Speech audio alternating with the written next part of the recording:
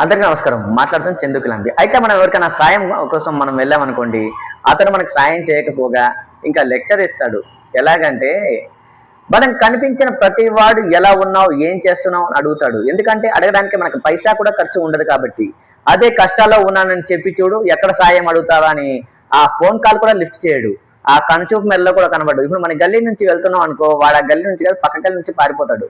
ఒకవేళ ఫోన్ చేసినా సరే వాళ్ళ పిల్లలతో కానీ ఎవరితో అయినా కానీ వాళ్ళ ఫ్రెండ్స్తో కానీ ఫోన్ చేసి నేను బిజీగా ఉన్నా అని చెప్పిస్తారు. నేను పనిలో ఉన్నా చాలా బిజీగా ఉన్నా అని పెట్టేస్తారు ఫోన్లు.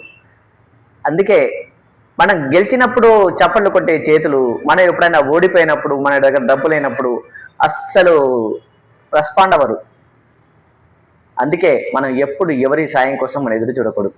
మన కాళ్ళ మీద మనం నిలబడాలి.